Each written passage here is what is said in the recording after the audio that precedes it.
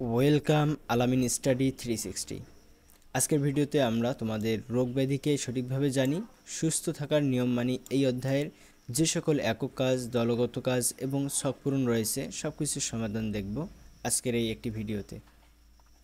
চলো প্রথমে তোমাদেরকে কোন কাজটি করতে হবে দেখে নেই। সংক্রামক ও অসংক্রামক রোগ সচেতনতা জরিপ। তো এই জরিপটি তোমরা কিভাবে করবে চলো দেখে নেই। সংক্রামক রোগ সম্পর্কে জানা আছে কি? অসংক্রামক রোগ সম্পর্কে জানা আছে কি? পরিবারের সদস্যরা সম্প্রসারিত টিকাদান কর্মসূচির আওতায় টিকা গ্রহণ করেছে কিনা? পরিবারের কিশোর কিশোরী সদস্যরা কি কোনো টিকা গ্রহণ করেছে? পরিবারে কোনো সংক্রামক রোগ অর্থাৎ ডায়াবেটিক্স, অসংক্রামক রোগ অর্থাৎ ডায়াবেটিক্স, উচ্চ রক্তচাপ, হৃদরোগ আছে কিনা? শারীরিক পরিশ্রম অথবা ব্যায়াম করা হয় কিনা?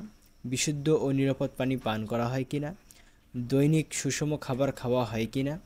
বাড়ির পরিবেশ পরিষ্কার পরিচ্ছন্ন কিনা? খাবার খাওয়ার আগে, রান্নার সময় ও মলমূত্রের ত্যাগের পর হাত সাবান বা হ্যান্ড ওয়াশ দিয়ে ধোয়া হয় কিনা? তো এগুলো হচ্ছে তোমাদের এই সংক্রামক ও অসংক্রামক রোগ সচেতনতার জরিপ। তোমরা এইভাবে এটি লিখতে পারো। এরপর আসো তোমাদের জরিপের তথ্য সংকলন। তো এই ছকটি তোমরা কিভাবে তৈরি করবে বা পূরণ করবে চলো দেখে নেওয়া যাক। তো এই জরিপটি তুমি এভাবে পূরণ করতে পারো। এখানে নাম্বার দেবে, এরপর হ্যাঁ বা না যে প্রশ্ন রয়েছে সেগুলো, যে সংক্রামক রোগ সম্পর্কে ধারণা, এরপর অসংক্রামক রোগ সম্পর্কে ধারণা, বাড়ির পরিবেশ পরিষ্কার রাখা, বিশুদ্ধ ও নিরাপদ পানি পান করা, শারীরিক পরিশ্রম বা ব্যায়াম করা, দৈনিক সুষম খাবার গ্রহণ। এরপর মতামত চেয়ে প্রশ্ন, ব্যক্তিগত পরিচ্ছন্নতায় কী কী বিষয় লক্ষ্য রাখেন? অসংক্রামক রোগ প্রতিরোধ কিভাবে করা হয়? এরপর দৈনিক খাবারের তালিকায় কী কী রাখেন শরীর সুস্থ রাখতে? কি এরপর এখানে কতজন হ্যাঁ বলেছে এবং কতজন না বলেছে তোমরা এখানে এভাবে দিতে পারো। এরপর মতামতের ক্ষেত্রে তোমরা এখানে লিখতে পারো মলমূত্র ত্যাগের পর, রান্নার সময় সাবান দিয়ে হাত ধুই, নিয়মিত ব্যায়াম করা, পুষ্টিকর খাদ্য গ্রহণ, ডাল ভর্তা, সবজি মাছ, এরপর মাঠের কাজ ও ব্যায়াম। এরপরে তোমাদের কোন কাজটি করতে হবে চলো দেখে নেই। তো এই ছকটি তোমাদেরকে পূরণ করতে হবে। এখানে একটি ছক রয়েছে, এই ছকে রয়েছে বিষয়, এরপর কতজনের কাছে পৌঁছাতে পেরেছি, নারী বা পুরুষ বা ছেলে এবং সেগুলোর মোট কতজন সেগুলো। তো চলো আমরা এটি পূরণ করা দেখে নেই। তো তোমরা এটি এভাবে পূরণ করতে পারো যে বিষয় সম্প্রসারিত টিকাদান কর্মসূচি নিয়ে তথ্য প্রদান ও উদ্বুদ্ধকরণ। এখানে নারী বা মেয়ে 20 জন, পুরুষ বা ছেলে 30 জন, মোট হচ্ছে 50 জন। এরপর টিকা দ্বারা প্রতিরোধ করা যায় না এমন সংক্রামক রোগ সম্পর্কে সচেতনতা বৃদ্ধি।